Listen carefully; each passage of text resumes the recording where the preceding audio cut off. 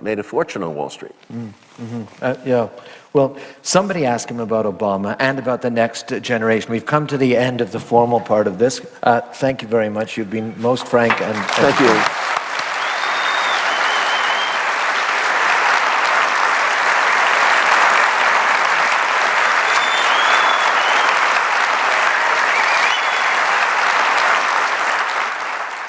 Wanted to thank you, Ian, for your insightful questions. No.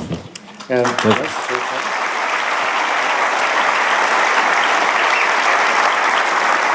to Oliver for your incredible courage through your career and your willingness to be transparent about the creative process and your professional and personal journey tonight. Thank you very much. My pleasure.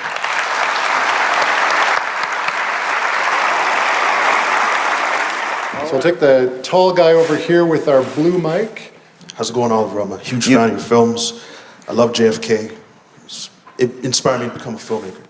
But the question I have is, with the escalation of gun violence in America, and especially all these directors coming under attack for making these violent toned films, what are your thoughts on that? And also, with President Barack Obama's proposals, do you think it's going to solve anything? Do you think it's going to tone down the gun violence?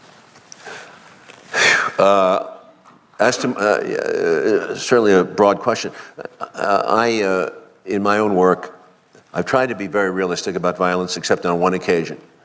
If you look at Platoon, Salvador, Born on the 4th of July, one bullet, look at the damage it does in the movie. He's paralyzed the rest of his life.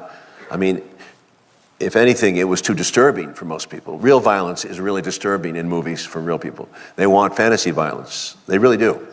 It works better. Go through a wall, kill many bad guys, don't even get wounded. I mean, that really does work. It's a magic formula.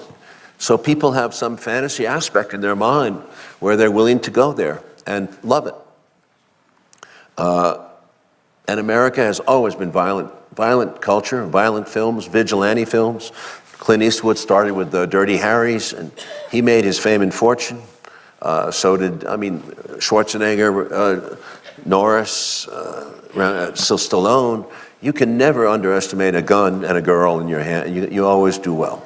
Not always, but that is always the American way, two-fisted. It's a shame because we've lost track of we've become morally blind, so that by the time Zero Dark 30 comes out, people shrug, okay, we killed bin Laden. No one ever, in the media anyway, seems to stop and think that we didn't do that in the old days. We didn't have extrajudicial executions before 9/11. Israel did.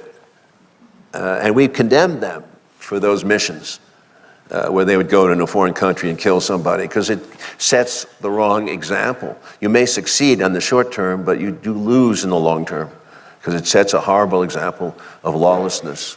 And the issue of torture is, I don't know if we're going to have to argue about that, but it's horrible. It doesn't work, and I'm totally against it, and I saw it myself. We used to waterboard people in Vietnam. It's bullshit. People do not give you good information. But aside from that, the issue is, why did they just go there and kill him? He was wounded.